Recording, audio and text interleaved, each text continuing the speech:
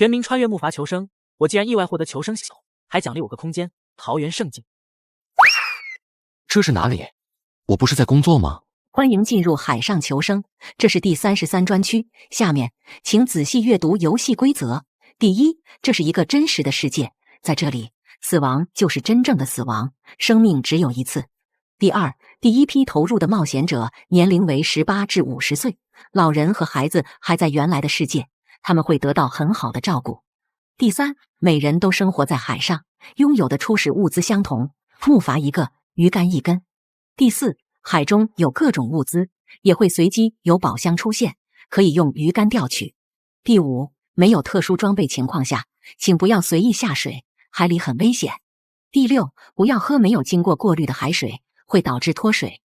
第七，3天的新手保护器内，你们相对安全，请尽快收集物资，升级木筏，迎接3天后的残酷挑战。其余信息请查看新手指引。玩家们，请尽情探索这个世界吧！祝各位好运。光幕一收，化为一缕流光，绕在了我手腕上。不过转瞬之间，我的手腕上出现一个手表，表带是蓝色，表面是银色，上面显示时间和天气，下方是一个金色按钮。我转了转手腕，仔细观察，最后按了一下那个金色按钮，流光一闪，光幕又出现，上面依然显示着刚才的游戏说明，屏幕上还多了几个选项，有我的姓名、时间和天气，右下方则是一排小小的板块，有新手指引、区域聊天等。区域聊天。这时屏幕上方出现了第33区区域聊天10万杠10万字样，下方是其他人的聊天内容。有的人还不信这是真实的世界，直接跳了下去，结果一命呜呼。不到片刻，有人惊叫：是有人死了吗？你们看区域聊天的人数少了一个。我也看过去，第33区区域聊天10万杠9万9999。真的少了一个人吗？第33区说明有很多游戏分区，看样子每个分区有10万人，刚才应该真的死了一个。有人吓到了，光幕上的聊天信息多了一些恐慌，索性我关闭了光幕。木筏宽2米，长2米，十分狭窄，就这么点地方，睡觉都不敢翻身，一不小心就掉下去喂鲨鱼了。太小了，生存艰难啊！就在这时，一个女人的声音在我脑海里传出：发现合适的宿主，生存系统绑定中，发现海上求生游戏，生存系统融合中，融合成功，绑定完成。发现宿主生存环境异常恶劣，启动幼苗保护计划，将随机抽取道具辅助。恭喜宿主抽取到神级道具桃园胜境，请选择合适位置放置。啪嗒，一个东西从天而降，这是个木质的白色令牌，大概巴掌大小，上面雕刻着一朵粉色桃花，十分精致，正中刻着几个粉色的篆体字：桃园胜境。这个要放置吧？放哪？怎么放？我左看右看，试探的把令牌往前面一放，木筏上出现一个传送门，我犹豫了一下，动了动脚，一步踏了过去，眼前一晃，我到了一个陌生的地方。这是个大概10平米的空间，土地湿润松软，空气中飘来一阵阵花香，还有一片片粉色的桃花花瓣飘来，一片片落到地上。我尝试着往冒出花枝的地方走了走，却怎么都走不过去了，好像有一道无形的屏障一样。我回头看到空间正中立着大概放大了10几倍的令牌，上面依然是4个大字：桃园胜境。我精神一振，顿时觉得耳清目明，同时系统声音传来：恭喜宿主获得今日随机气运加持，双喜临门，获得双倍物资。全民穿越木筏求生，我竟然意外获得求生系统，还奖励我个空间。桃园胜境。物资翻倍，这不就是加在自己身上的 buff 吗？咦，今日随机气运加持，难道每天都能过来加持气运？而且每天加持的气运是不一样的，也就是说，可能会有更好的气运加持，也可能会有差一点的。这得等以后验证了。这个桃园胜境绝对是个好东西，现在就先验证一下这个双喜临门的威力。可是该怎么出去呢？出去！我心念一动，眼前一晃，那个传送门又出现在我的面前。我毫不犹豫走了出去。我来到木筏上，一眼就看到不远处一个木箱浮浮沉沉的顺着海水飘了过来。系统声音响了起来：求生提示，宝箱中有各种物资，遇到一定不能放过，可用鱼竿吊住宝箱。随后我拿起鱼竿，这种鱼竿怎么钓鱼啊？木箱可不是大鱼，也不会咬钩，怎么钓？算了，试一下。我竟然真的钓到了。箱子一开，里面只有一瓶矿泉水、一袋奶油餐包、一罐八宝粥。木箱开启，今日双喜临门，气运加持，获得矿泉水乘2，牛奶餐包乘2，八宝粥乘2。真能双倍啊！这个 buff 真好。现在这些物资省一省都能用2天了。我喜滋滋的拿出矿泉水，先喝了好几大口。烈日炎炎，我早就又饿又渴了。喝完水，我又吃了一罐 buff 粥。喝粥的时候，我顺便打开了区域聊天，光幕里大家依然聊得火热。嘿嘿，我掉了个箱子，里面开出了一个矿泉水，正一口口喝呢，甜呐！我也掉了个箱子，里面只有一袋苏打饼干。我开出了一团破破烂烂的塑料，有个屁用哦，扔了。我观察了半天，发现捡到箱子的人并不多，而且大多只开出了1件或者2件物品，比自己少多了。很明显，他们都没有气运加成，更没有什么海上求生系统，只有一个木筏和一根鱼竿。至少从现在获得的信息是这样，有人像我一样偷偷摸摸发财也说不定。我果然是幸运啊！我暗暗高兴，我的运气其实一直都不大好，没想到玩个求生游戏竟然有这么逆天的好运气，又是气运加持，又是桃源圣境，我很满意。这些东西说不定有用。我可是个节俭的人，竟然有人扔箱子，想不通。我把东西都收拾好后，把箱子盖上。这箱子既可以当做储物箱，又可以当个凳子，太有用了。唯一郁闷的是，本来就狭窄的空间，现在放了一个木箱后，显得更加局促了。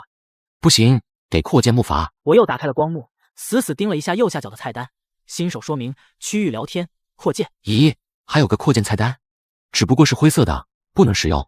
想了想，我拿起了鱼竿。之前玩过游戏，一般这种情况是因为没有扩建需要的材料。啥都别寻思，继续吊箱子吧。我拿着鱼竿钓了大概半个多小时，终于钓来了第2个木箱。木箱开启，今日双喜临门，气运加持，获得木材5成2个。木箱分解后可获得木材3个，铁钉3个，是否分解？咦，还能分解？之前怎么没有？难道获得木头才能解锁分解和扩建？大概是了。我没有多想，立刻说道：分解。木箱哗啦啦响了架，木筏上出现了6块木头和6个铁钉。木箱分解完成，今日双喜临门，气运加成，获得木材3成2个，铁钉3成2个。丁，请完成求生任务，扩展木筏到10平米。任务奖励：草莓1篮，馒头2个。我眼睛一亮，我本来就要扩展木筏了，刚好接这个任务，还有奖励，可太好了！草莓，想想就流口水啊！我动力满满，立刻点开了光幕。这时建造也不是原来的灰色了，随后点建造按钮。全民穿越木筏求生，我竟然意外获得求生系统，还奖励我个空间，桃源圣境。别人在找食物，我都吃上草莓了。用换来的箱子分解后的材料扩建了木筏，我点开扩建，扩建需要的材料都显示在了上面。铁钉不够，还需要打捞木箱。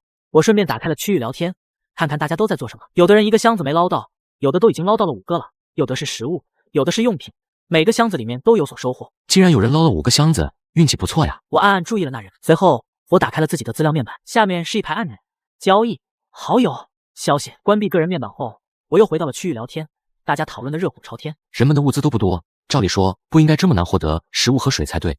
这游戏不可能前3天就淘汰一大批人吧？不过才一个上午，一些人已经获得了食物和水，只是不充裕而已，下午也许就好多了。我有2包牛奶餐包，每包里有6个小餐包，只要完成扩展木筏的任务，会获得草莓和馒头。我的食物和水暂时不缺了，所以倒不如用面包换木箱。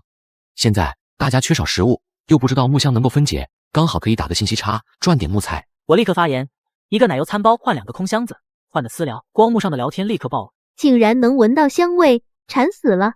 21能赊账吗？先生，没见过这么贵的小面包，主要是小面包也太小了吧，2口就吃完了。说什么的都有，但是我没有理会他们。已经有不少人私聊我了，第一个就是秦小柔。我记得秦小柔就是刚才那个捞了5个箱子的欧皇。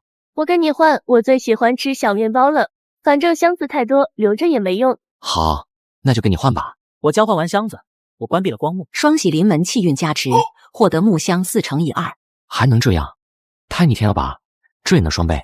我立刻分解木箱，算上气运加持，共获得木材48个，铁钉48个。我打开光幕，点开了扩建。是。我一口气又制作了4块木筏，放置好之后，扩展到了9平米，终于能转个身了，还差1平米，奖励马上到手。我又选了几个人交易，获得了6个空箱子，分解后经过双喜临门加成后，又获得了木材36个，铁钉36个，又做了3块木筏。现在木筏的面积正好12平方米。丁，扩展木筏任务完成，今日双喜临门，气运加持，获得奖励草莓1乘以2盒，馒头2乘以2个。现在已经过去了大半天，我早就饿了，于是吃了一个牛奶餐包，又拿出一个草莓送入嘴里。忽然我灵机一动，想起了桃源圣境，里面的土地潮湿松软，应该可以种东西吧。又吃了5个草莓之后，我拿出5个草莓，把草莓皮小心的刮下来，然后晒在木箱上。这是我之前在网上查到的，据说这样可以得到草莓种子。幸亏我现在木筏的面积够大，不然都没地方晒草。一盒里面只有10个草莓，现在我只剩1盒草莓了。现在我的物资一共有木材20个，铁钉10个，草莓1盒，馒头4个，小奶油餐包6个，矿泉水2瓶，八宝粥1罐。随后我想了想，决定再搭个棚子，于是又打开了建造功能。在只有4平米的时候，建造菜单是没有的。当我扩展了一个木筏之后，建造菜单就出现了。现在需要铁块和木材，我的小餐包只剩下6个。想了想，还是决定趁着现在大家食物和水比较少，换取物资。我打开消息，发现又有不少人找我。我一狠心，把3个小餐包换了6个木箱，加上双喜临门的气运加持，得到12个箱子。分解后又是双倍加成，我一共得到120个木材和120个铁钉。全民穿越木筏求生，我竟然意外获得求生系统，还奖励我个空间桃源圣境。别人在找食物，我都吃上草莓了。用换来的箱子分解后的材料扩建了木筏，我立刻打开了建造。是我把木亭建造在了中间稍微靠前一点的位置，哗啦啦一阵响动，叮叮当当，不过10秒钟，一个木亭竖立在木筏上，挺好看。不过果然如之前介绍，可遮阳，但是真的可以保暖吗？丁，建造木亭成功，今日双喜临门气运加持，奖励铁块2乘1 2个，矿泉水1乘1 2个。我把食物和水放在木箱里，木材和铁钉放在木筏上，直起腰看了看海面，2个木箱正一荡一荡的飘来。不错，又有物资上门了。我拿起鱼竿，嗖的一下甩了过去，勾住了一个木箱，把木箱拖到木筏上。我看都来不及看，又一甩鱼竿，把另外一个木箱也勾了过来。把木箱拖上来之后，我愣了一下，这个木箱是黄褐色的，看着很新，上面竟然还有一把锁。求生提示：这是一个带锁的木箱，用普通宝箱钥匙可以打开。普通宝箱钥匙可以用工具台制作，也可以在木箱用其他方式获得。看来现在是打不开了。我打开了另外一个木箱，里面有1瓶水，1卷纱布。今日双喜临门气运加持，获得矿泉水2乘以1，纱布2乘以1。是否分解木箱？不分解。我把这个木箱和另一个木箱并排放在一起，当做储物箱，然后把食物和水放在一个箱子里，铁钉和其他物资放在另外一个箱子里。至于那个带锁的木箱，只能放在旁边了。幸亏我现在木筏够大，否则可放不了这么多箱了。整理好之后，太阳已经西落，余晖荡漾在海面上。我坐在木箱上，一面欣赏美景，一面跃跃欲试。再来2个箱子吧。可惜天不从人愿，光幕自动弹出，新手指引的声音又响了起来。晚上6点之后不会再有箱子出现，下班时间到，可爱的冒险者们辛苦了一天，好好休息一下吧。今天有双倍物资的 buff， 不用太可惜。聊天频道也一片哀嚎，我是最失望的。不过我一向不喜欢抱怨，既然事实不能改变，我很快转移了注意力，打开了扩建菜单。该制作工具台了，我可惦记半天了。只少1个铁块了，收个铁块，再继续收购木箱吧。我打开了区域聊天，刚好看到秦小柔发言，告诉大家一个秘密，只要手里有木材，就能解锁分解和建造功能。一个空箱子可以分解得到3个木材和3个钉子，10木材和10钉子又可以扩建1平米木筏。聊天频道里立刻乱了，哭了！我今天一共捞了4个箱子，都卖出去了，2个卖给了21，2个卖给了一个叫魏林的。我的也卖了。靠，2个箱子卖了4个牛奶餐包，我还以为赚了。大家难道忘了，第一个收控箱子的人是21，他2个箱子只给1个小面包，奸商。聊天频道都是说我的，但是还好，也有替我说话的。看来下午有不少人获得了木材，知道了分解的秘密。现在应该所有人都知道了。换木箱子已经不合算了，放弃吧。我看了一会儿，发现经过一下午，大家都有收获，大多数人估计能吃个半饱了。在这里，挨饿才是主旋律。谁好像更稀缺一点。不管怎么说，双喜临门 buff 不能浪费。我一发言，光幕的聊天更热闹了，有的说我奸商又来了，有的问我你怎么还有多余的水卖，而且得知秦小柔还给了他们物资木头和水，真是个大好人。这时也有很多人和我私聊，突然秦小柔发来了视频。你有水怎么不存着？在海上水是必需品，万一没了，一天都撑不住啊。那你还白给姜文热水喝？他真的快渴死了，而且我还挺喜欢看他跳舞的。你有没有铁块？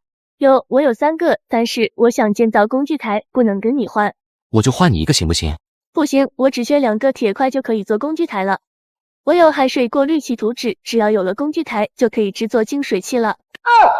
海水过滤器，一听就知道这个可以过滤海水，过滤过的海水就可以喝了。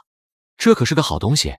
不知道双喜临门对图纸有没有用？要不这样，你把海水过滤器图纸和铁块都交给我，我看一眼，马上还给你。我给你半瓶水，如果你信不过我，我可以给你抵押水、草莓、八宝粥都可以。一看你就是个好人，我信你，不用抵押。随后他把铁块和图纸都给了我，我用双喜临门气运加持，复制了1份图纸和3块铁块。随后我又把他的东西还给了他。全民穿越木筏求生，我竟然意外获得求生系统，还奖励我个空间桃源圣境。别人在找食物，我都吃上草莓了。用换来的箱子分解后的材料扩建了木筏。21，你刚才看我的图纸和铁块干嘛？哦，我这里也有海水过滤器图纸和铁块，想拿你的来比较一下，看是不是一样的。那是一样的吗？是一模一样，不一样才怪。21，你后面是什么？你往左面点，让我看看。哇，真的是房子，很好看了，这下不怕太阳晒了，好羡慕。你怎么捞了那么多东西啊？他们说我是欧皇，我看你才是真正的欧皇。小柔，那边过来个箱子，我去了，挂了哈，拜拜。终于找个借口挂了，吵得我头都大了。现在我铁块已经足够，要开始做工具台了。是。木亭和储物箱在船头位置，为了平衡重量，我把工具台放在偏船尾的位置。当然了，就这么点地方，木亭到工具台也不过1-2米的距离。丁，工具台放置完成，双喜临门气运加持，获得奖励矿泉水1×2，铁块2×2。工具台大概半米高，就像一个小桌子，桌面是可触摸的屏幕，我的手指触摸上去，上面就出现了文字：鱼竿、木浆、铁锚、海水过滤器的制作方法。有些暂时用不着，我还是打算先把海水过滤器制作出来。最近几天大家缺水，正是卖水的好时候。制作海水过滤器需要木材、纱布和木炭，现在就只缺少木炭了。我吃了3个牛奶餐包，又喝了半瓶水，随后打开了光幕。由于交易商城没有开放，大家还只能在区域聊天叫卖，然后私自交易，一边看别人聊天，收集信息。我对各种物品现在的交易价格也大概了解了，这才发言。矿泉水换木炭，有人私聊，你有几个木炭？这个魏林可真够黑的。最后我挑挑拣拣，用1瓶半矿泉水找了2个人，换了5个木炭。经过双喜临门加持后，我得到了10个木炭。我开始制作过滤器。海水过滤器初级，过滤海水，每天可得1100毫升纯净水。所需材料：木材20，纱布1，木炭5。是否制造？是。海水过滤器初级制作成功，请放置。就放这里吧。现在物资有木材60，铁钉110，铁块6个，草莓1盒，馒头4个，矿泉水6瓶，八宝粥1罐，纱布1卷，木炭5个。有6瓶矿泉水可以交易。我又打开光幕，在区域聊天发言。矿泉水、草莓、馒头换各种物资，图纸、矿石，先到先得。这时，秦小柔直接给我发视频了。21，你已经换到木炭了吗？做出海水过滤器了？做出来了。我刚才整理了一下，我这里有木材3个，铁块3个，馒头2个，杂草5把，铁钉6个，花布1块。有人找我借东西，他们借你就给。他们都好看呀，很帅。你把你物资都发我看一下。秦小柔竟然真的把东西一股脑的发了过来。我收了东西之后，除了3个铁块，其他都经过双喜临门气运加持，增加了1倍。虽然东西不多，聊胜于无了。我给你2个铁块，1卷纱布，你把过滤器做出来吧，作为交换。以后你有什么好东西都给我看看，我利用人家得了这么多东西，也该给点回馈了。最重要的是，秦小柔是欧皇啊，运气极好，她以后肯定还会有很多好东西。这次交好了，以后就能获得源源不断的好东西了。如果再有双喜临门，那可真是太棒了。我就知道你长那么帅，肯定是个最善良的人。不行，我不能让你吃亏，我现在就要把我东西都给你。不用了，以后你有了什么稀奇的东西，记得优先我就行。不到片刻，秦小柔发起了交易。21，给你看看。今日双喜临门气运加持，获得海水过滤器初级×2。果然，这样也可以。我把其中一个过滤器还给秦小柔，又把手里获得的那个过滤器放置在之前那个过滤器旁边。过滤器高大概1米，占地不过半平方米左右，2个过滤器还占不满1块木。21，我去吃饭了，明天见。这样，我每天可以有4或者5瓶矿泉水了，真棒。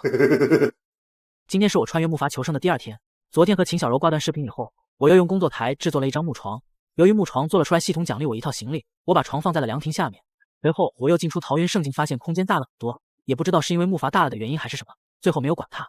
我把草莓种上，因为是第一次种植，系统奖励我一些小葱种子，而且我还在系统提示得知，桃源圣境的时间是外面的1倍，正常草莓生长周期12天，现在缩短了6天。我把小葱种子一起种下，我就出去睡觉了。等我醒来的时候，看向海水过滤器，2个矿泉水瓶已经装满水了，我才发现自己没有空矿泉水瓶。随后我打开区域聊天，看看用木材能不能换一些空瓶来装淡水。我见没人回我，我就关闭了聊天，进入了桃源圣境，赶紧摸了摸圣境中间的令牌。桃源圣境今日气运加持，鸿运当头，今日运气最佳，会获得更多物资，更好的物资。这也不错，看来今天会欧皇附体。随后我走出桃源圣境，看到一个箱子正浮浮沉沉飘了过来。今天可是有鸿运当头气运加持的，这不，第一个箱子这就来了。今日鸿运当头，气运加持，获得塑料桶4L 图纸×1，三明治×3，矿泉水×1。塑料桶图纸4L，此图纸可解锁塑料桶的制作，塑料桶干净卫生，可装水，可装油，可装米面，居家必备物品，所需物资。塑料0-6。我虽然没捞到塑料，可是许多人捞到了呀。昨天听到有人嫌没用还扔了呢。在聊天频道也看到有人卖塑料，很便宜。塑料桶可以做容器，要趁着现在大家不知道塑料的用途，价格便宜，多收一点。我可看到了，这个图纸可解锁制作，也就是说，除了第一次，下一次制作塑料桶不需要图纸了。我立刻在频道发言，收塑料可用矿泉水、馒头换，有的私聊。魏林的消息比谁都快。你会做塑料桶了？是的，塑料桶换60木材或者食物，换吗？聊天光幕上一片热闹，都在谈论我，有的说我黑，有的说昨天换了那么多，今天又来换，有的说我运气好，还有说小心我一点的，还有的建议赶紧升级木筏。最后我用2瓶矿泉水交易了20个塑料，大概50毫升左右一个塑料。我先做了2个，这2个塑料桶和大瓶矿泉水瓶差不多，还是很干净的。我把塑料桶放在过滤器下面，总算搞定一件事。已经到了8点多，我也饿了，开始吃早饭。吃了一个三明治，喝了个八宝粥之后，我开始清点物资。现在我的物资如下：木床图纸1个，木材70，铁钉90，铁块16个，草莓1盒，馒头4个，矿泉水1瓶，绳子2卷，花布1块，三明治2个，塑料8片。刚清点完物资，又有一个箱子飘了过来。熟练的甩干拖拽之后，我把箱子提了上来。打开箱子，里面竟然又有一张图纸。小渔网可以放在木筏边打捞鱼虾。所需材料：塑料8-20，绳子2-1，木材70-1。今天的运气真的好啊，又一张图纸，而且是渔网，我很快就可以吃鱼了。总是吃面包三明治，我都快受不了了。现在还是缺少塑料，可惜我只有1瓶水了，不能用水换，干脆用馒头或者木材吧。今天是我穿越木筏求生的第2天。昨天和秦小柔挂断视频以后，我又用工作台制作了一张木床。由于木床做了出来，系统奖励我1套行李，我把床放在了凉亭下面。随后我又进出桃园胜境，发现空间大了很多，也不知道是因为木筏大了的原因还是什么，最后没有管它。我把草莓种上，因为是第一次种植，系统奖励我一些小葱种子，而且我还在系统提示得知，桃园胜境的时间是外面的1倍，正常草莓生长周期12天，现在缩短了6天。我把小葱种子一起种下，我就出去睡觉了。我又发消息收购塑料，那个叫魏林的来问我，你都收购了那么多塑料了，怎么还收？你需要那么多塑料桶做什么？我摆着玩，呵呵。一时间魏林让我对的无语，只发了个省略号。我觉得不对劲，随后问他，不是，你怎么知道我收了很多塑料了？猜的。我没有理他了，因为又有一个箱子飘来了。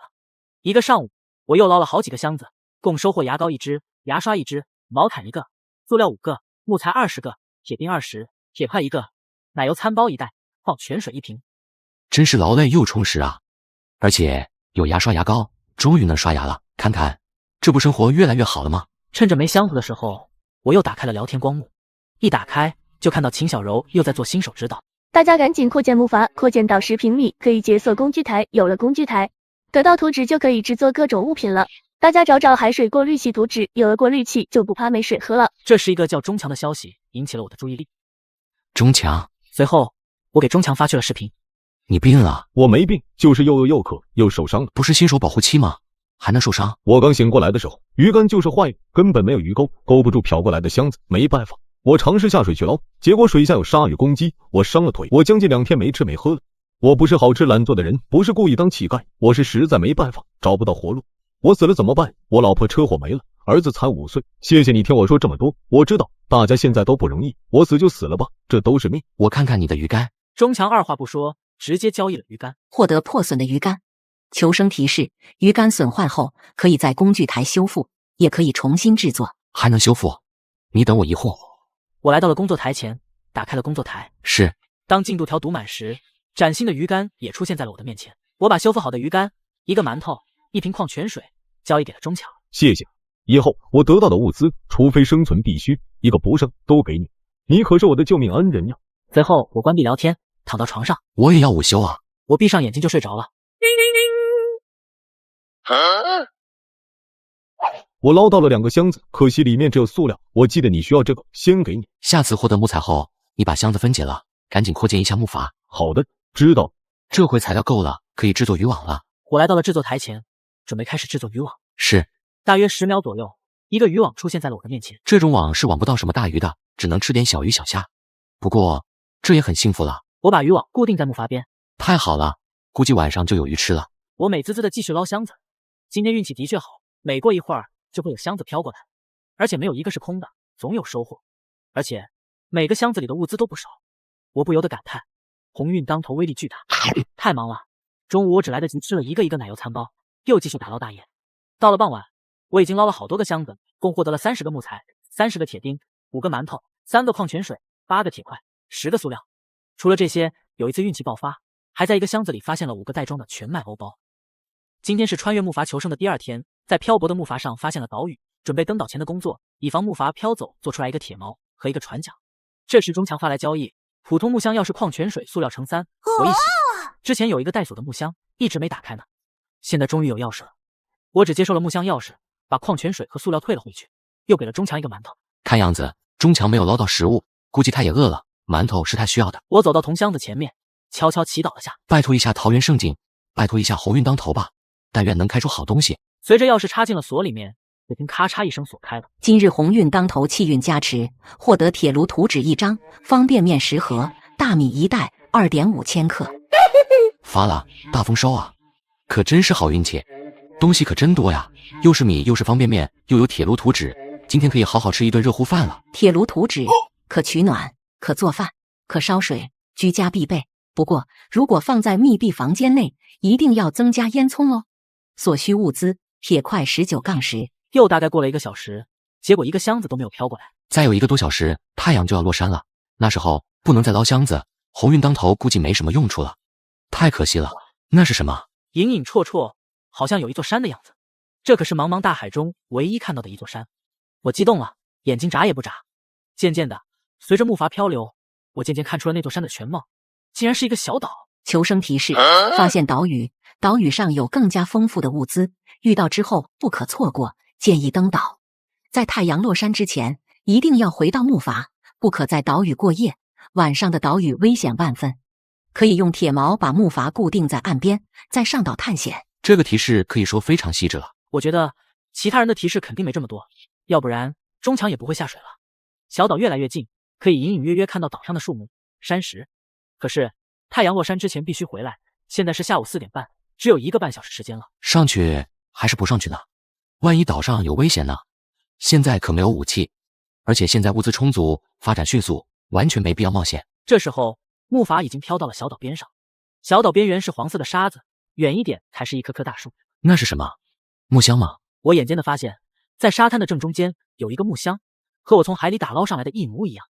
我立刻做了决定，上岛，必须上岛，至少把箱子拿过来，万一明天被海水冲走怎么办？大不了就在附近，有危险立刻回木筏。上岛需要铁锚固定木筏，免得被海水冲走。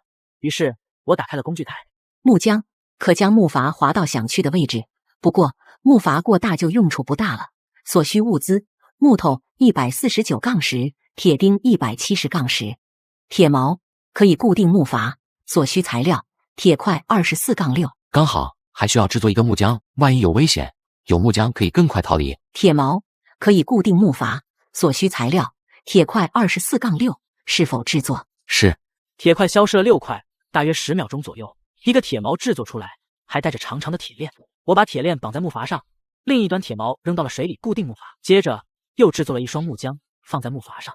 我走到了木筏边缘，一个跳跃就跳到了岛上。叮！恭喜21，作为第1个登岛的玩家，获得奖励全自动淋浴舱，奖励随后发放。今天是木筏求生的第2天，登岛寻找物资，发现了煤块，而且我的渔网也有了收获，我还制造出了铁炉。自己是第1个登岛的玩家，奖励全自动淋浴舱。全自动淋浴舱啊，听起来很高级，也很实用，正是我需要的。从昨天到现在，我都有2天没洗澡了，这么热，又每天忙碌，不知道出多少汗，我都快臭了。想想忙碌1天之后洗个热水澡就身心舒畅啊，就是不知道系统说的随后是什么时候。算了，先拿箱子吧。我一边想着，一边往沙滩上的箱子走去。我迫不及待地打开了箱子。今日鸿运当头，气运加持，获得锅、带笼屉乘1，碗筷乘1。竟然是锅碗，不只有了铁炉，还有了锅，还有大米，岂不是说晚上就有机会喝粥了？鸿运当头可真不错，一下子解决了这么多问题。想了想，我决定等一会儿回去的时候再拿这些。现在还有点时间，我还要在附近打探一下。再走了10几分钟，我到了树旁边。提示：中等铁杉树，可用斧类工具砍伐，坚硬，耐水湿。原来木材是这样得的，我就说嘛，分解箱子和捞箱子才得几个木头，只有砍树才有丰富的木材啊。而且这个木头耐水师刚好用在船上，就是没有工具，回头的想办法看看怎么得到斧子。继续往旁边走，又走了一会儿，我看到一个黑乎乎的山洞，转了转，我没敢进去，毕竟手里没有武器，万一里面有什么危险动物呢？而且时间也不够，我暗暗记下了地址，又往树木稀少的地方走了去。忽然，我脚下一绊，低头一看，是一个黑黑的东西。这好像是煤块啊！求生提示：煤块可制作煤球，用来燃烧取暖。一般有煤块散落的地方会有煤矿，煤矿可用镐类工具采伐。这也需要工具。事件紧急，我不敢走远，在附近看了看，又发现可以开采的石头都做了标记。我匆匆往岸边赶，一路小跑上了木筏。我并没有收起铁锚，怕木筏跑了，第二天找不到小岛了。求生提示：一个岛屿只有1天的探索时间，日落之后，黑夜之中，岛屿会被海水吞没。作为第一个登岛的玩家，奖励3天探索期。接下来2天要努力了，给自己暗暗加油后，然后去看了小渔网。今日鸿运当头，气运加持，获得鲈鱼乘3，银鳕鱼乘1，鱿鱼乘1，渔网耐久9%，是否收网？原来渔网也有耐久，能用10次，估计10天就得换一个了。我很满意的收了网，鲈鱼、银鳕鱼、鱿鱼，看着就流口水。可惜没有水，也没有冰箱。对了，我把这些鱼都装在了空箱子里面。现在木筏上也有些拥挤了，我决定先扩建。我的木材铁钉足够，直接扩建了12平米，需要120木材，120铁钉。木筏变成了24平米，宽4米，长6米。刚扩展完木筏，秦小柔发来了视频。怎么了？不舒服，胃疼，我肠胃不好，喝了2天凉水，受不了了。胃疼啊？这可不好治。昨天天气还暖和，今天日落之后，气温好像有些低了。天气一冷，胃病会更严重的。讨厌死了，吃着凉馒头，连口热水都没有。你等等。这时，我想起来把制作铁炉的事给忘了，正好材料都够，直接来到了工作台。是，10秒不到，一个铁炉制作了出来。丁，制作铁炉完成，奖励打火机1个。本来也在发愁生火的事，没想到系统直接奖励了打火机。为了明日登岛做准备，我把木筏升级到了30平米，工作台解锁了很多功能。我制作出了斧子、铁镐、长矛，最后系统奖励的沐浴舱也已到位。这个铁炉应该放煤球或者木块，可是现在没有煤球啊，没有工具，也没法劈开木柴，只能求助万能的聊天频道了。我打开聊天频道，发出了一条消息：收购煤球或者劈开的木头、干树枝等等，可用矿泉水和食物来换，有意私聊。此消息一出，聊天频道瞬间议论纷纷，有的怀疑我为什么总拿水换物资，怎么来的这么多水，还有的在找中强怎么不说话了。我没有理他们，这时也有好多人私聊我。没想到中强还钓到了煤球，秦小柔有干树枝，太好了。中强和秦小柔的干树枝都是直接交易过来的，我都收了。一个铁炉里面刚好放一个煤球，放进去之后，我点燃干树枝，再用干树枝点燃煤球。不一会儿，煤球烧着了。求生提示：燃烧的煤球耐久23时59分59秒。这一个煤球可以燃烧24小时，也是消耗品。今天在小岛上发现了煤块，应该有煤矿。今天准备一下，明天一定再去一趟，争取把煤矿挖到，这样就不用担心煤球消耗了。我把锅放了上去，又存了点水进去，随后把盖盖上。接下来水烧开了以后，我自己吃了一碗泡面。中强给了我一个钥匙，我给他一盒泡好的方便面，他也很感激我，又给了秦小柔一瓶热水。随后和魏林用木床图纸换了他的一个带锁的箱子。我闲来无事，看了一眼自己的材料，很心下，又把木筏扩建到了30平。求生提示：木筏面积达到100平米，解锁下一级惊喜。这个融合了海上求生的生存系统，貌似有点 bug， 提示的时候比较任性，有的时候比较频繁，有的时候比较懒散。有什么办法瞎用呗，反正桃园胜境里可以种田，又有气运加持，已经是个很大的金手指了。我打开工具台，里面果然增加了几个物品，有铁斧、铁铲、铁镐、长矛、储物背包。铁斧、铁镐、铁铲这3个物品是不需要图纸的，也是可以重复制作的，大概因为是必需物资吧。我明天打算上岛砍树挖煤，所以先把铁斧、铁镐、长矛做出来了。储物背包也是必须的，如果昨天我有储物背包，就不至于把箱子扔沙滩上了。不过空间石是什么？我打开私聊，想问问魏灵知不知道。空间石，我下午看到有2个人出售，不知道有什么用处，不过感觉是个好东西，所以我压了压价，都拿下来了。你要用，给你。别，这个可以制作储物背包，你很快也会用到。既然有人卖就好，我去收2个。我关闭了私聊，打开了区域频道，发了一条消息：收空间石可用纯净水、馒头、面包各种物资交换，有的联系。我看没人回复，直接关闭了聊天，去弄鳕鱼粥去了。最后用2碗鳕鱼粥换了空间石和1包白菜种子，打算好好休息一下，准备明天上岛。忽然系统声音响了起来：全自动沐浴舱现在发送，请选择放置位置。我把东西挪了挪，把沐浴舱放在离床最近的地方。全自动沐浴舱放置成功，玩家是本区域第一个登岛的玩家，是否在区域聊天中公布？还要公布？我是个低调的人，立刻要拒绝。结果，如果选择公布，将获得奖励：家居服1套、内衣裤1套、干发帽1个、浴巾1条。奖励如此丰厚，又如此善解人意，还用说吗？当然是公布了。这时光幕自动弹出，最上方有一排红色字体，上面写着：区域通知，玩家21完成第1次登岛，获得奖励：全自动沐浴舱。今天是我穿越木筏生存的第3天，早上起来，我直接进入桃源胜境，在岛上获得了鸡肉、鸡蛋、羽毛，还有西瓜，最后才找到煤矿。今日桃源胜境气运加持，好运连连，采集果子、砍伐树木、挖掘矿物都可能获得暴击，随机多倍奖励。这个气运貌似更好呢，刚好他就是上岛采集物资，看看好运连连的威力吧。我都等不及了，走出桃源胜境，收拾行囊，准备上岛。我把铁斧和铁铲、铁镐、水和食物都放在了昨天制作的储物背包里，这5种物资占据了5个格子。我上岛之后，先把昨天的空箱子收了起来，然后一路爬山，到了最近的铁杉树旁边，拿出铁斧，开始砍树。砰！斧子把树砍了一个小小的痕迹。我提起一口气，连续输出，砍了足足几十下，才把大树砍了一个小豁口，累得我大口大口的喘气。我喝了口水，继续砍伐铁杉树。今日好运连连，气运加持，暴击成时，获得100木材，已收到储物背包。这么多！今天凌晨新手保护期结束了，也不知道会发生什么。刚刚我看玩家们都获得了不少物资，估计是为新手期结束准备的。我得赶紧把木筏扩展到100平米，木材还好说，铁钉缺口太大。随后我就又开始了砍树工作，期间我还让卫林帮我收点铁钉，交易条件是用水、馒头、鲜鱼饼。然后为了答谢他帮我收铁钉，我还答应他给他制作一个小渔网，他果断答应了。经过我不懈努力，最后木材达到了500。今天的幸运暴击不能一直用在木头上，还有其他可采集物资呢。按照记忆，我走到昨天发现煤块的位置，在附近找了起来。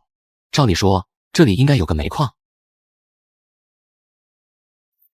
是野鸡吗？随后我向发出声音的方向走去。野鸡，鸡肉，美味来了。随后我拿起斧头，直接就飞了过去。击杀一只野鸡，是否采集？采集。今日幸运连连，气运加持，获得鸡肉乘10，羽毛乘100，已放入储物背包。10个格子还是有点不够用。我又向远处走去，结果发现了西瓜。这时系统声音再次响起：发现西瓜，是否采摘？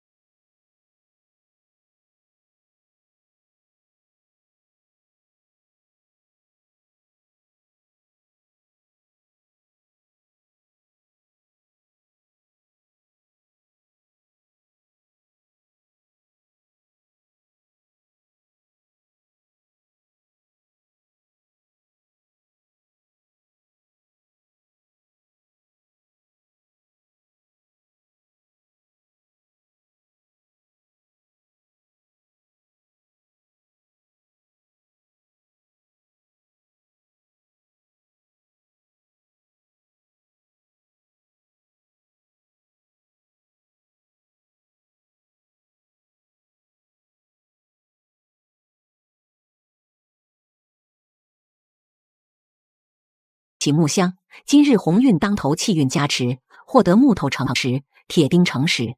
开启木箱，今日鸿运当头，气运加持，获得储物背包扩展图纸10格，空间10×2。就这，7个箱子都是木头、铁钉，只有这一个箱子还算良心。储物背包扩展图纸10格，可将储物背包扩展10格，所需物资花布2个，空间12个，是否制作？是。制作成功，储物背包已经扩展到35格。最后一件事完成，我又往背包里放了几卷绳子，2篮子草莓。物资准备完成，只等明天猎杀活动了。时间过得飞快，转眼就是晚上了。我正在做饭呢，突然群里来了消息：21，坏了，你被蒋文明兄弟盯上了。21，明天到了荒岛，你快点告诉我们你的坐标，我们去找你。对，发生什么事了？我奇怪地打开了区域聊天，蒋文明又在刷屏。21，今天你对我道歉，跪求我原谅，我会放你一条生路，否则，哈哈。下跪道歉还不够，还得把船上的物资都送过来，哼哼。21，说话怕了吗？哈哈哈。你们兄弟俩有病吧？怎么这次木筏求生把精神病院的病人都放出来了吗？哎，游戏说了，18至50岁的人都来了，管他有病没病。等我发展好了，我一定建个精神病院，把这些跑出来的病人都抓回去，免得总在聊天频道乱吠，打扰普通人休息。支持。这时已经晚上9点多了，直接不理会蒋氏兄弟他们，躺在床上睡觉了。我起来看到有个箱子，应该是昨天遗漏的。我打开箱子，开启木箱，获得定位卡1张，已放入储物背包。定位卡，定位卡可确定一个人的位置，使用次数5-5。哦，原来能使用5次。假设蒋文明也有定位卡，定位1次追过来，我换了位置，蒋文明就得重新定位。如此反复好几次，他的定位卡不就消耗光了？他们在明我在暗，我还会怕他们蒋氏兄弟吗？收起定位卡，我去了桃园胜境，可惜今天没有气运加持。我刚刚拿着一篮子草莓走出桃园胜境，忽然聊天光幕强制打开。公告：上午9点，33区的玩家们将被传送到一个巨大的荒岛。荒岛猎杀正式开始，每个人既是猎杀者，也是猎物。猎杀结束会统计玩家在荒岛获得的积分，积分前10会有不错的奖励哦。还有10分钟准备时间，倒计时开始。草莓，草莓，小草莓。喂，你不是吃过了吗？贪吃鬼！草莓，倒计草莓时，我要吃草莓，吃2、吃。1，猎杀开始。这就是荒岛，草莓，小草莓。竟然把他给带来了。我松了手，捏了一个草莓给了兰兰，顺手把草莓篮子放回了背包。小气鬼，小气鬼。嘘，再叫我把你扔这儿。小气鬼，小气鬼。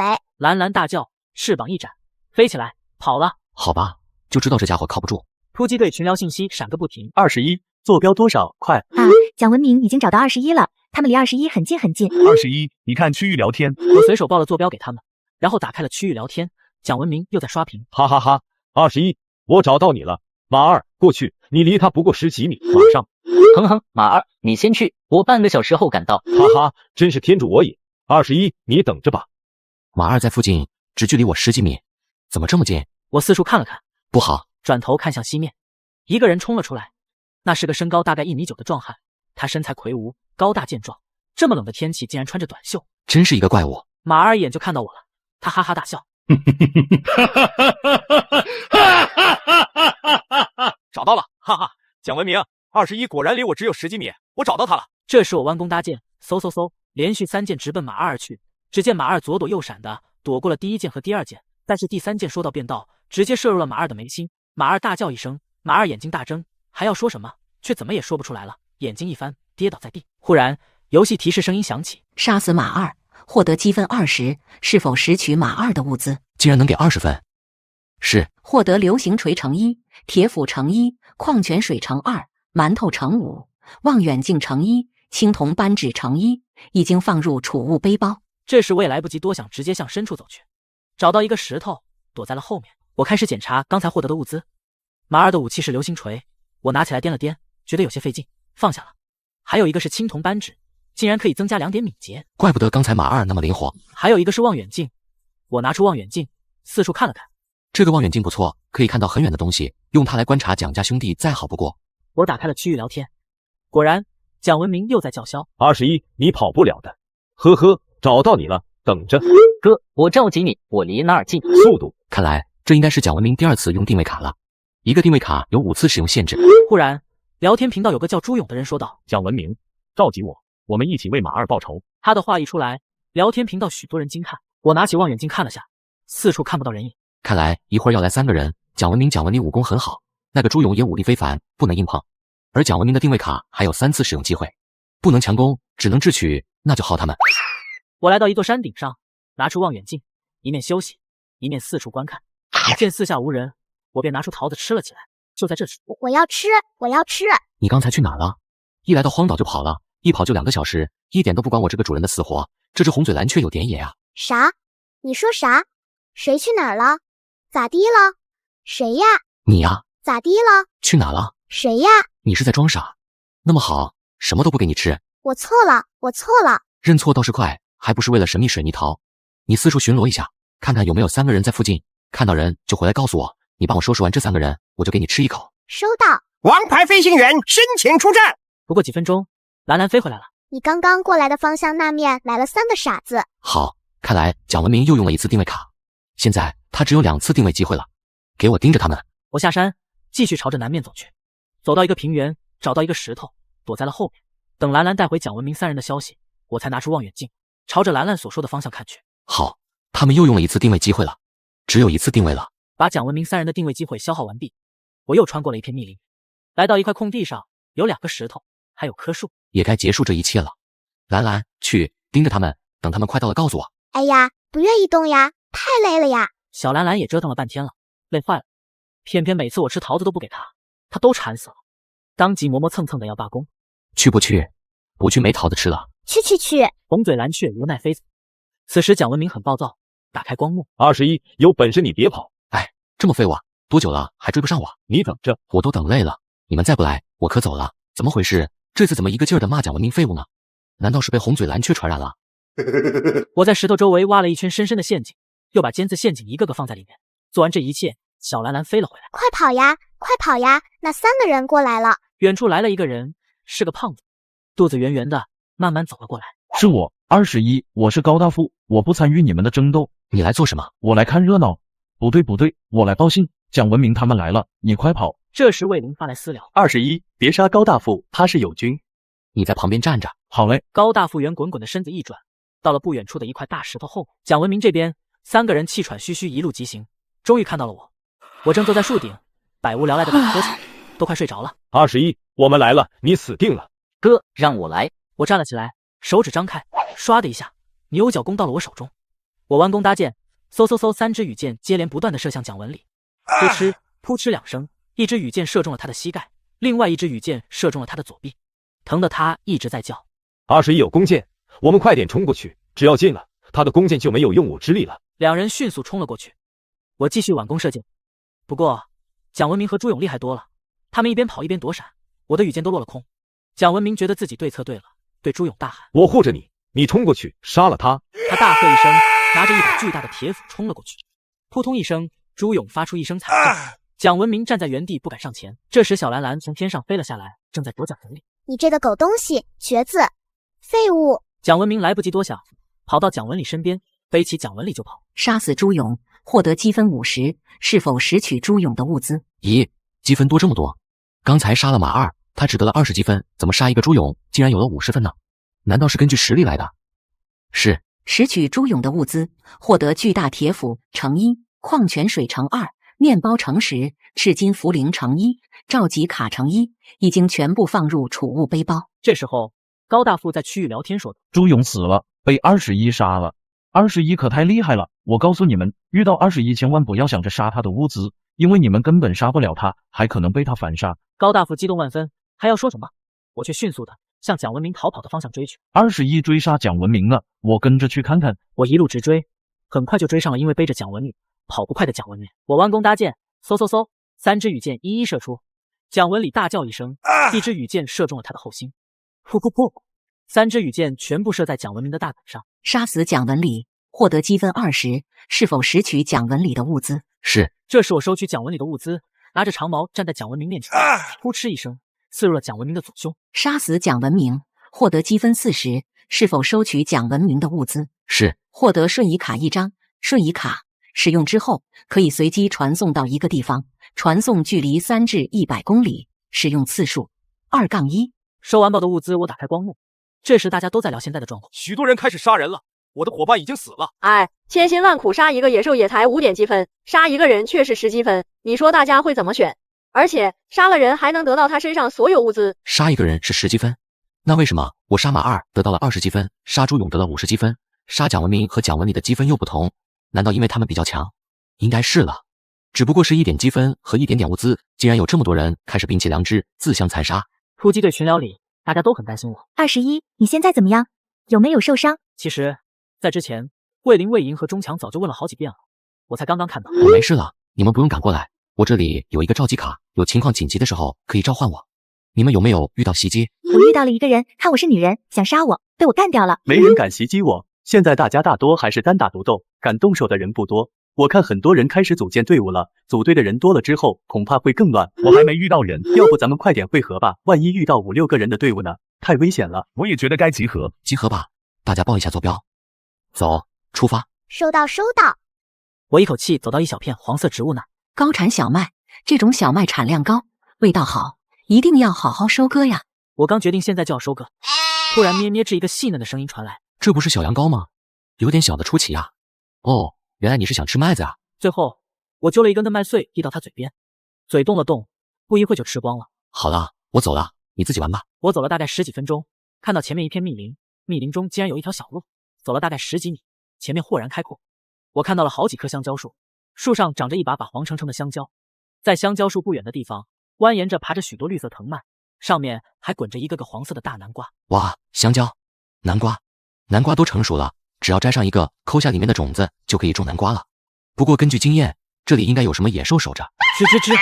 忽然一阵喧闹，只见旁边树枝摇动，一只猴子拽着树枝荡了过来。金睛黑夜猴，2阶变异，勇猛异常，会主动攻击人类，遇到尽量远离。2阶变异，之前费尽心力才杀了一只2阶变异野兽，这一下子又来了一个变异，我可对付不了。不行，得赶紧离开。忽然，一个小小的白影飞奔而来，一跃而起，跳了大概3、4米高，一头撞上了那只猴子。砰的一声，那只猴子被撞得飞出去很远。咩吱一个稚嫩的声音响起，同时一只小羊羔落在我怀里。小羊，就这么一个小小的身体，也不知道它哪来那么大力量，把猴子顶得七零八落。小家伙，你怎么那么厉害啊？比蓝蓝那只蓝鸟有用多了。这时小羊从嘴里吐出一个珠子，获得寻宝珠乘1，寻宝珠跟随此珠可以寻到宝贝，使用时间今日晚上9时。不说是什么宝贝，也没指明在哪儿，只是让晚上9时使用。怎么这么奇怪？肯定是个好东西，留着晚上用。这时我看到前面有个宝箱，我走过去打开宝箱。飞刀图纸高级，飞刀12把，刀身锋利，刃薄如纸，发射时可轻易取人性命。注：如果学习飞刀秘法就更好了。竟然是高级武器图纸。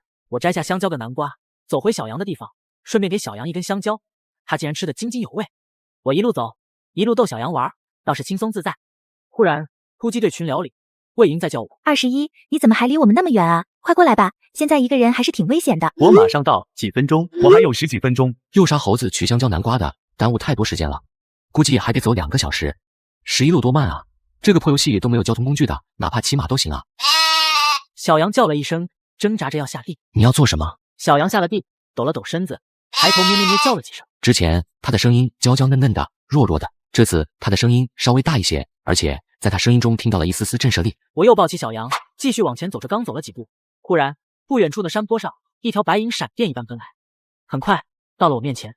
小羊忽然挣脱，一跃跳到白羊背上，又回头对我叫了一声：“你让我骑上它。”小羊回应，点了点头。我翻身骑了上去。白羊是不是小羊的长辈？不对，这明显是白羊对小羊很恭敬，甚至带点害怕，更像是奴仆对主人，臣子对君王。小羊来历不简单啊！白羊速度很快，我怕自己头晕，特意让它放慢了脚步。就算这样，原本2小时的路程只用了不到半个小时。我到了约定的地点。我到汇合地点的时候，魏林、魏莹和钟强已经在了。魏莹看到我都已经惊呆了，半天魏莹才结结巴巴说出一句话：“哇塞，祁阳少年。”白羊咩了一声，转头哒哒哒的跑走了。附近没人吧？暂时没有发现。那这样，我们四处看看，看有没有什么好东西。半小时之内的路程就行，有事在群里说话，也能互相支援。如果情况紧急，就和我要召集卡。4个人分开，一人一个方向。我直接往前走。可惜4个人搜寻了3个多小时，除了各种木头石头，没有其他收获。原来这就是荒岛，可真荒啊，就没点好东西。之前获得的香蕉、南瓜、麦子都是运气太好了吧？这时候天已经黑了，月亮升了起来，月光下隐隐绰绰可以看到人影。我看了看手表，晚上7点了。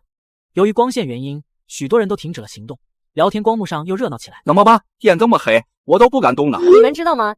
我缩在一个树洞里一动不动，荒岛猎杀赶紧结束吧，我要回我的木筏。真没出息，不猎杀就算了，你至少砍树啊！这么怂，你是怎么活下来的？突击队聊天群里，卫林忽然说道：刚刚进入荒岛猎杀的时候，我们区有71021人，现在只有62690人了。短短10个小时，死了近万人。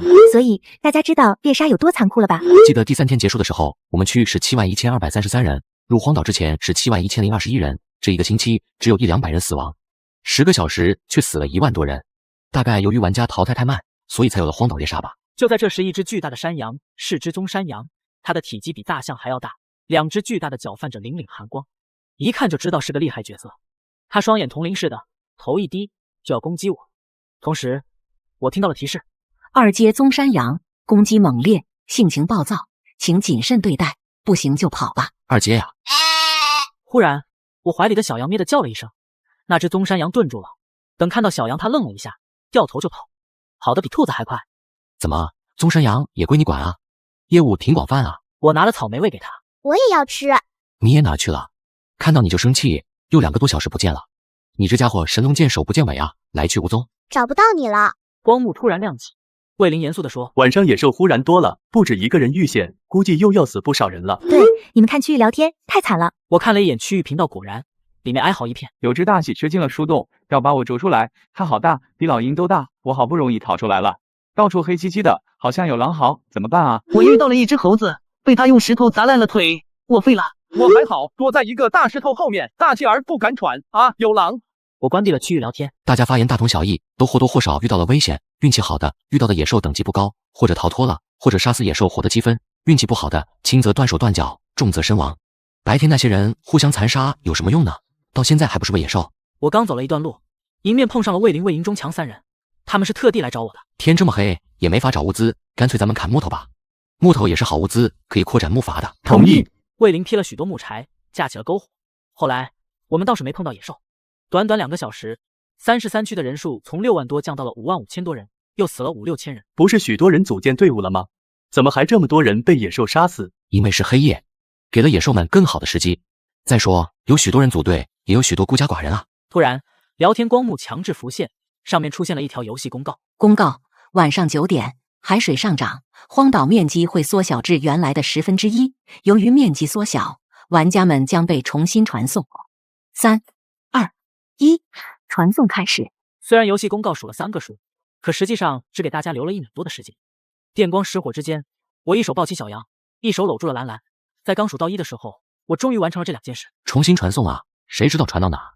这2个宠物得带着呀。幸亏把兰兰和小羊带身边了，要不然这么短的时间还真带不走他俩。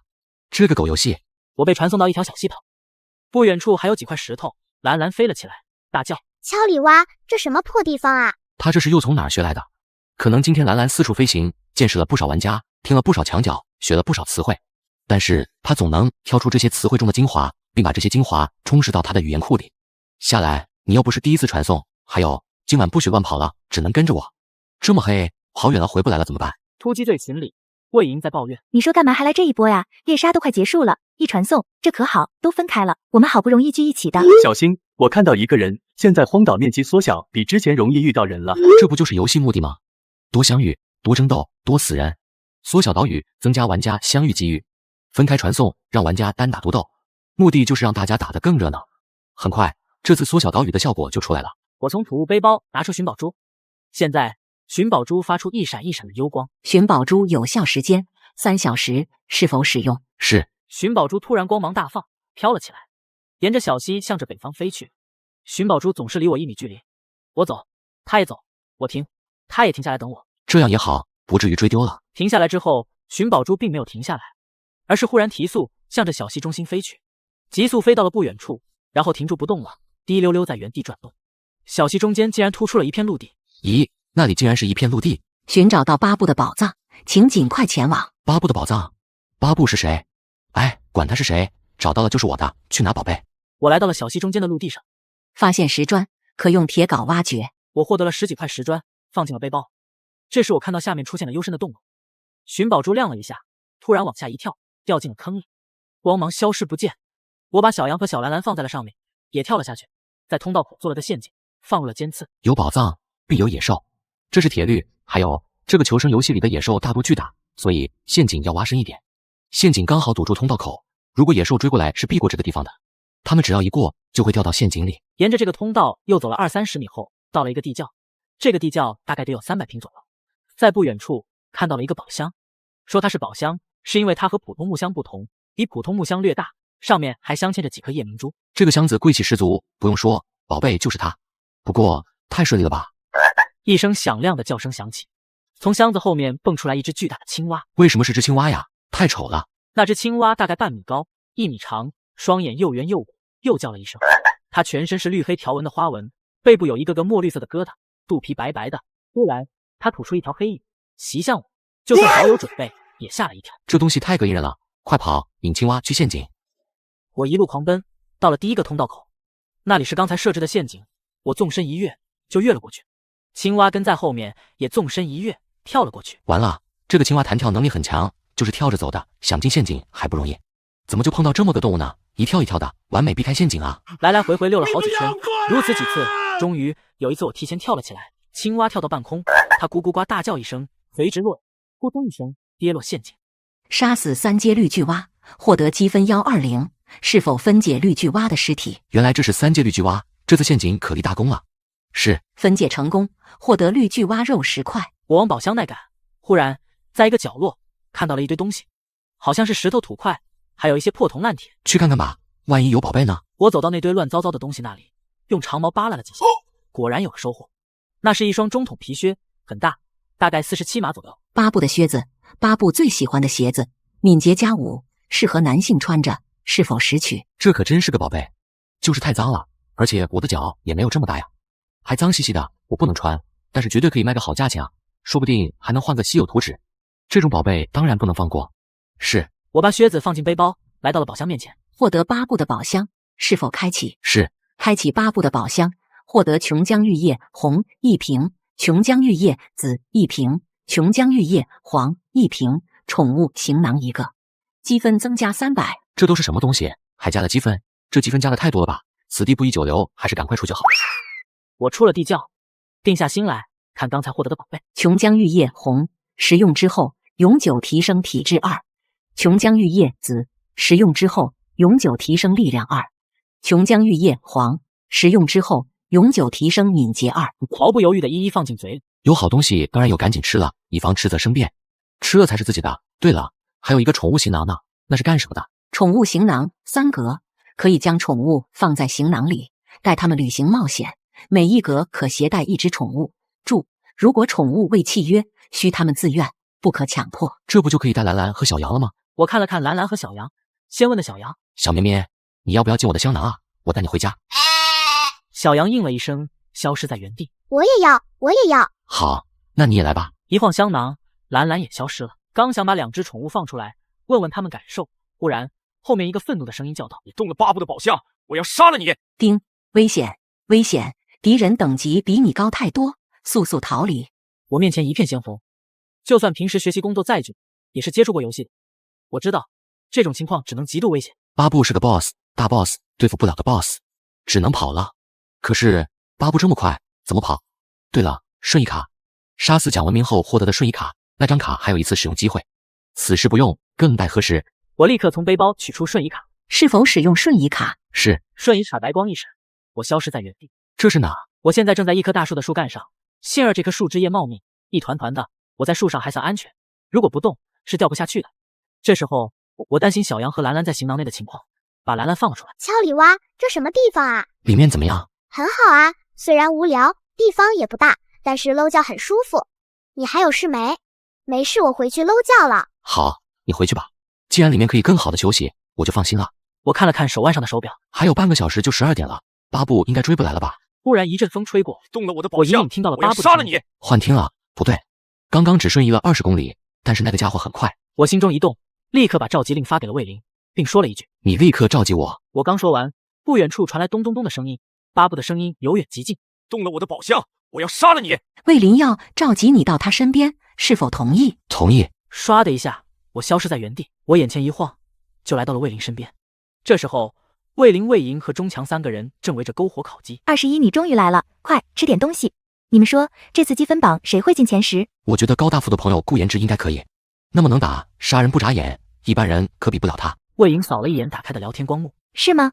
就是那个顾言之，有人在骂他。顾言之，你不是人，我同学只不过和你说了几句话，你就杀了他。顾言之救了你们，他趁顾言之不注意想偷他武器，被发现之后还不承认，磨磨唧唧，不该杀吗？谁说偷了？他只是想拿来看看。不问自取是为偷，不对吗？你在哪儿？干嘛？不接受道歉？杀你！我干脆关了聊天光幕。现在晚上12点，荒岛猎杀结束，33区存活人数45228人，存活玩家将被传送回木筏。3、2、1，传送开始。终于回来了，去洗个澡吧，臭死了。在洗澡的时候，聊天光幕强制开启，提示明早9点开始结算荒岛猎杀的积分，发放奖励。还行，够人性化的，能让大家睡个好觉。洗完澡我就睡觉了。可能我比较兴奋，我睡到8点就醒了。真是天气晴朗的一天啊！昨天实在太累太凶险了，今天我要好好休息。小团子立刻抱住了我。你这个小家伙，不成，团子太孤单了，得给他找点同伴，或者制作点玩具。我拿出草莓喂小团子，兰兰正站在木坊的眼角，看到草莓立刻飞了过来，娇滴滴的喊：桃子，要桃子！怎么现在都瞧不上草莓了？草莓也凑合。呵，这么不情愿啊？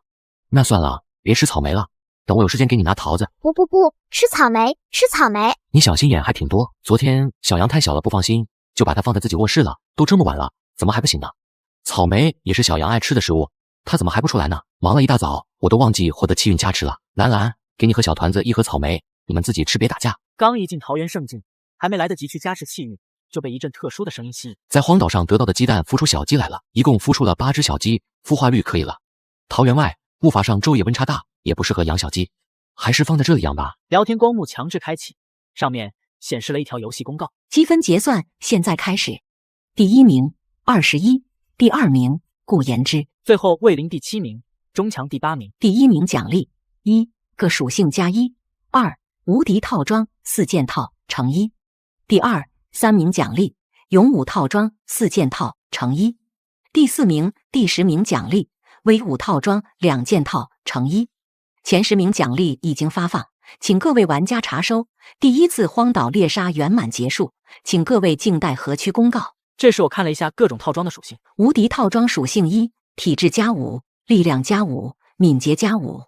2、不沾尘，不染血，不怕水火，可时刻保持清洁。3、有治愈回血效果。勇武套装属性1，体质+3，力量+3，敏捷+3。2、可爆发勇武之力，力量大增。威武套装属性，体质+2，力量+2，敏捷+2。这3种装备没什么感觉，我觉得就我的无敌套装不错，效果多，加属性高，还能回血治愈，是很不错的装备。勇武套装也凑合，至于威武套装好像就很一般。聊天频道的人们也十分羡慕。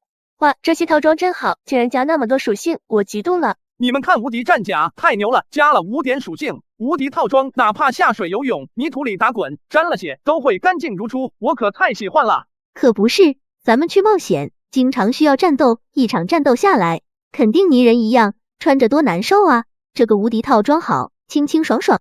我打开了自己的个人面板，想当初初入游戏，力量、敏捷和体质都是可怜的4、6、4，估计比一般人都要弱。短短10天，我的属性涨了这么多，整个33区也极少有人能比我强了吧？很期待啊！快河区了，不知道河区公告什么时候发放？我刚出桃园圣境，光幕上就弹出了游戏公告。亲爱的玩家们，荒岛猎杀结束，由于33区人数不足，现和34、35区进行合区。33区存活人数42288人，34区存活人数31334人，35区存活人数26051人，合区后人数99673人。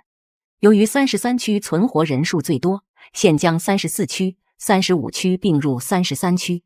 新朋友马上就到，祝各位玩家游戏愉快。这个公告一出，之前一片愁云惨雾的33区总算有了几分生气。合区了，合区了，我们终于合区了，要见到34区、35区的幸存者了。不错不错，我们依然是33区，只是把他们并进来，莫名骄傲啊。不知道33区、34区有没有我的同学同事，有没有熟人？此时的魏莹、魏玲最激动。魏婷和魏峰、魏庆都在34区合区之后，我们终于能正常交流了。是呀，也不知道他们发展的怎么样。3分钟之后，原本显示42288的33区忽然数字一跳，变成了99673。同时，聊天频道热闹了起来。麒麟玉在吗？秦小柔在不在？小柔，我是爸爸。聊天频道一片混乱，有不少在尝试找人，我看都没看。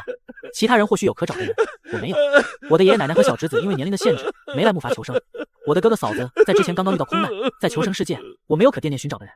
看着聊天频道一片活跃，大家都在找人，我反倒有一些伤感。一转眼晚上6点了，游戏又出公告了，交易大厅开放，玩家可在交易大厅上架任何商品。终于有交易大厅了，想买什么想卖什么，不需要吆喝了。比如现在最需要的就是小米或者鸡饲料。荒岛猎杀，少数人有了野兽肉、牛肉和白条鸡会越来越不值钱，得赶紧卖掉换物资。于是我上架了牛肉、白条鸡、鸡腿、鸡翅之类的，分别设置换木头和铁钉铁块。木头和铁钉是扩展木筏的材料，我要把木筏扩展到1000平方米。白天的时候想把母鸡带进桃园圣境带小鸡，可是系统提示发展度不够，不能带活物进去。那么按道理来讲，只要扩展木筏，桃园圣境空间就会随着木筏扩展而扩展，不知道这样发展度能不能够用。上架完之后，我去交易大厅溜达，看看别人的商品，一直没有人上架小米和鸡饲料，无奈只能在区域聊天发言。收小米或者鸡饲料有的联系。21，你要小米干嘛？难道想喝小米粥了？楼上好蠢，21要小米和鸡饲料，很明显他要喂鸡。33区的人都和我熟悉，看到我发言都热心帮忙。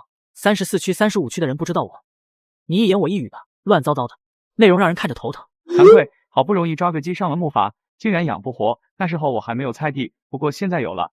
21，你可以给鸡喂菜叶，我这有，你需要吗？这是我们34区的正源，很厉害，算是我们34区的第一吧。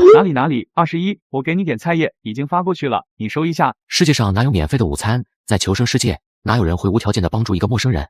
再说了，我有的是菜叶，我的小白菜都成熟了，不用，谢谢你了，正源。呵呵，好的，有需要随时跟我说。我们33区、34区、35区合区，以后就是一个区的人了，不要客气。忽然收到了魏莹的私聊。21，郑源不是好人，你别被他骗了。郑源就是夜阑九尽，上次品质生活大赛排名第2的作者。是他，怪不得呢，感觉郑源不对劲，就是那个家伙呀。之前应该是蒋文明帮助郑源投票，但是他们怎么联系的就不知道了，说不定有个沟通的道具。21，你先到我们家族小群里来，我堂姐魏婷是34区的，她和郑源比较熟，让她和你说。说罢，魏莹把我拉进了一个群，我看了看，之前这群里有5个人，分别是魏玲、魏莹、魏婷、魏峰、魏庆，都是魏家人。原来你就是21，我听莹莹姐说过你，你好厉害。21，你好。魏峰和魏庆一个18岁，一个19岁，都在上大学，他们有点傻。21，你担待点。好了，别让21看笑话了。21，你好，我来跟你说说郑源。通过一些交流后，我大概了解了郑源。这个人大概和我差不多，在34区也很有名气，只不过没有我正直罢了。忽然，一个名叫秦无川的人说道：“21，我有小米，已经发给你了。”咦，秦无川是谁？之前怎么没见过？他不是33区的吧？这时候我在和秦无川私聊。不好意思，我之前一直忙，先介绍一下，我秦无川，之前在35区是秦小柔的父亲，小米是送女的。谢谢你对小柔的照顾，也谢谢你在荒岛猎杀救了她。当然，仅这点物资无法表达我的谢意。我和我的人正在整理物资，整理好之后，我再看看有没有送得出去的东西。如果你有什么想要的，现在也告诉我，我会竭尽所能帮你。如果你们有各种种子，可以给我留点，其他没什么了。随后我也没再理会他。秦无川又给了我菠菜种子，我把小米和菠菜种子全部收下。下一步应该扩展木筏了，等木筏扩展到1000平米，或许桃园空间又增加了呢。我忙了一天，竟然忘记去桃园圣境加持气运了，幸亏还没开箱子，不然可亏大了。我立刻进了桃园圣境，摸了下桃园中间的令牌。桃园圣境今日气运加持，10来运转，可在制作台修复破损以及不完整的物品，可用次数7。这是什么意思啊？怎么还变了？来了个陌生的气运加持，而且还有了次数限制，这让我是都不敢试啊！万一浪费了呢？而且渔网、鱼竿、铁斧等等不也可以在制作台修复吗？哪里用得着10来运转？这个气运加持可真让人迷茫啊！我想了想，拿出了自己的几个武器和工具。无论是武器还有工具，都是有耐久度的，耐久度低了，就是武器工具快坏了，得换了，不换就得修。高级铁斧可修复，耐久。3. 所需物资：铁块石、木头石、是否修理？是。铁斧修复成功，耐久度100，没有触发时来运转。这时我拿出一个破烂的矿泉水瓶，破烂的矿泉水瓶已经不能用了，可用时来运转气运加持修复，是否修复？浪费就浪费吧。是。修复成功，获得完好的矿泉水瓶，时来运转剩余次数6。这个时来运转不错，得好好利用啊。我看见小团子正在吃东西，是我的羽箭，应该说是一节羽箭，只有羽箭的1/20吧。小团子，你不会把箭头吃了吧？那可是铁呀。小团子瞪着萌萌哒的大眼睛，怔了一下，挪了挪屁股，在他屁股下面是箭头和一节烂糟糟的箭杆。不知道这样的羽箭能不能修复？我看了看手里的一小节羽箭，心思一动，拿到了制作台。破损的羽箭，一支破损严重的羽箭，可用时来运转修复，是否使用？这个时来运转很不简单，有点迫不及待的要试试，看看有没有什么新的发现。是。修复成功，获得极型飞羽箭，时来运转剩余次数5。极型飞羽箭，这是什么？这支箭很长，箭尖又尖又细，箭头是金色的，闪着粼粼的寒光，一看就知道杀伤力很大。不会吧？这是修复？这是涅槃重生，鸟枪换炮吧？极型飞羽箭，飞行快而远，可增加射击精确性，百步穿杨，中此箭者会流血不止，疼痛难忍，可在箭槽中加入毒素。还有箭槽，牛啊！还有这种箭，这个时来运转太厉害了，可以使一个破坏到无法使用、残缺90%的物品焕然一新，还可以改变物品性质，破坏的越厉害，改变越大。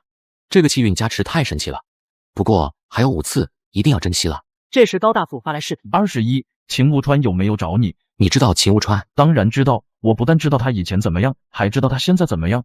我刚和35区的人了解过了，他在35区也是个名人，而且刚好他的几个得力助手之前都在35区，他们和秦无川组了队，听秦无川调遣，几个人在35区组成了最强势力。高大富，你是不是还欠我一张终极武器图纸？哎呀，你的记性可真好，这不一直收不到终极武器图纸吗？不过我得了个这个金铁刀棍高级，可是我这是高级武器图纸，可比终极武器图纸贵多了。来，给你看个东西，巴布的靴子。每个发出来的物品是可以闻到气味的。高大富想要好好观察一下巴布的靴子，刚刚凑上去就被浓厚的气味冲了。21，怎么这么臭啊？难道这还是生化武器？是挺臭的，你要不要？要，必须要，不就臭点吗？我刷刷不就行了？加5点敏捷呢，我穿上岂不是起飞了？你等我一会，我和顾言之去整理下物资，看看能拿出什么来换你的靴子。没过一会，高大富再次发来消息：21，我用这个换巴布的靴子，白珍珠项链。白珍珠项链，用特殊白珍珠串成的项链，佩戴之后力量+1，敏捷+1。这个项链再加上之前的金铁刀棍，完全治巴布的靴子和那个终极武器图纸了。没问题，换。不行，这么臭我可不洗，我花钱找人洗。还能这样？当然，在交易大厅说明情况，有人接单就可以了。交易大厅有规则，他们不能骗我的靴子。高大富忽然沉默了，过了一会儿，他大叫一声：啊！气死我了！顾言之怎么就不能接受事实呢？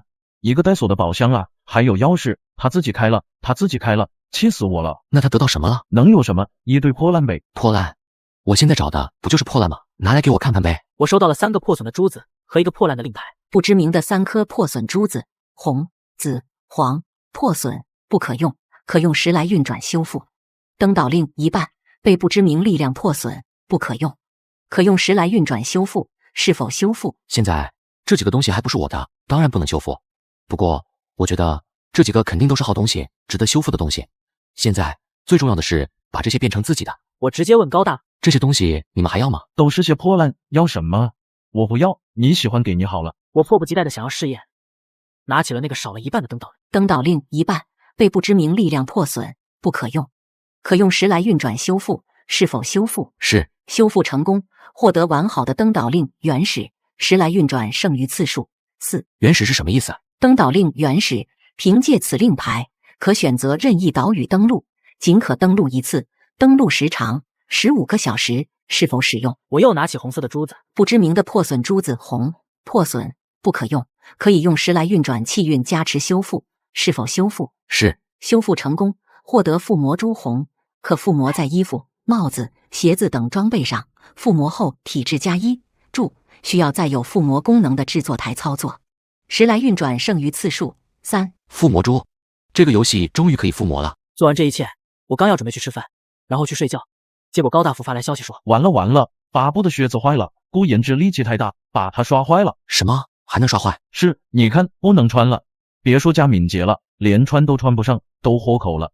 多好的靴子啊，我就没这个命啊。刚好还有一次时来运转的机会，这个巴布的靴子也值得，也许会有意想不到的收获呢。你只需要回答，如果我给你修好，你怎么谢我？随叫随到，要啥给啥，认打认骂。可以。还有，以后顾言之开出来的破烂别扔了，给我怎么样？我们说好了以后，高大富把破损的巴布的靴子发了过来。巴布的靴子已经破损，没有任何价值了。谁破坏力这么大？好可怕！今日时来运转气运加持，可修复巴布的靴子，是否修复？是。修复成功，获得巴布的新靴子，时来运转剩余次数0。巴布最喜欢的靴子已经变成他不认识的样子，敏捷加5，适合男性穿着。特殊效果，生化武器，按动靴子上的扣子，可放出一股恶臭毒气，可使10米之内的人呕吐不止，头晕无力，装备者除外。一天最多可使用3次。时来运转真厉害，竟然把一个散发恶臭的脏靴子变得干干净净，还增加一个特殊效果。这个特殊效果牛啊！生化武器有一个缺点，它是无差别攻击，队友也不能避免。尽管如此，这个靴子也很强，真是便宜高大富了。我把靴子给了高大富，他也说了一些感谢我的话。我打开交易大厅，我的东西也出售的差不多了，换来了7000多根木材和7000多个铁钉。我把木筏扩展到了1000平方米。我又在木筏上建了个茶室和一个射箭训练场，还有个厨房和卫生间，把马桶和自动淋浴舱全部放进了卫生间内。弄完这一切，我进去桃园胜境，一进去我就失望了。桃园胜境没有任何变化。忽然系统提示声响起，叮，检测到桃园空间发展度增加，特奖励无尽清泉1个，请放置。我把无尽清泉放在桃园靠中间的位置。无尽清泉，此处可喷涌出源源不竭的泉水，泉水甘甜，可以喝，也可以灌溉土地，可升级。看来这个清泉并不能治病救人的功能，但是只要能灌溉土地又无穷无尽就好了。我把小麦、南瓜、小白菜、土豆、糯米、菠菜等等，还有梨子、橘子等果树全部一一种上，我就回去睡觉了。我刚醒过来，光幕就自动打开，上面又出了新公告。游戏公告：登岛令开放，玩家还可以使用登岛令随机进入一个岛屿，岛屿大小不一，资源不定，凶险未知，请玩家们谨慎进入。本区今日仅发放11枚登岛令，请各位珍惜。随机进入岛屿，那我的登岛令是个宝贝啊，可以任意选择岛屿，那岂不是说可以选择一个物产丰富并且危险很少的岛屿了？算了，想那么多干嘛？还没去桃园胜境呢，不知道今天可以得到什么气运加持。我进了桃园胜境。桃园胜境今日气运加持，鸿运当头，今日运气最佳，会获得更多物资，更好的物资。我刚出桃园胜境，小腾捞上来一个箱子，我走上前去打开箱子，开启木箱。今日鸿运当头，气运加持，获得制作台升级图纸，增加附魔功能。昨天刚刚得到3个附魔珠，今天就有了这个图纸，只要升级了制作台就可以附魔了。制作台升级图纸，升级之后，制作台增加附魔功能，可以用附魔珠给武器或者装备附魔。所需物资：木头乘10，铁块乘20，魔石乘3。魔石是什么东西？怎么从来没见过？以后再研究吧。现在9点多了，我先吃饭吧。我赶紧喂了鸡，又给熊猫仔仔加了几根竹子。去看小羊刚走到门口，就看到兰兰又在那巡逻，不时顺着门缝往里面看几眼。兰兰，你再这样，我一会儿把你烤了。烤羊羔，烤羊羔，他死了。什么？小羊缩成一团，还窝在原处。明明昨天晚上他还很精神，怎么只是过了一晚，他就虚弱成这个样子了？兰兰，你知道小羊这是怎么了吗？死了死了，烤了烤了。给你个桃子，告诉我怎么救他。冤枉啊，我什么都不知道。快死了，快死了，再不烤浪费了。海魔腾的一根藤蔓从窗外伸了进来，爬到了床边，说道：主人，你问兰兰没用，她很蠢，传承不全，现在只能凭借本能做一些事。她能够凭借直觉察觉小羊不行了，但是对于具体原因，她肯定不知道。小腾，你知道吗？我也不知道，但是小羊肯定明白自己的情况，它只是太小了，没法和你沟通。你契约它，让它成为你的宠物，就能和它说话了。到时候问问它不就成了吗？契约？可是我到现在都还不知道怎么契约呢。正在我焦急万分的时候，外面咣当一声，主人，我又捞上来4个箱子。刚才还开到一个附魔工作台图纸呢，而且今天还是鸿运当头，掀开箱子，万一有意外的。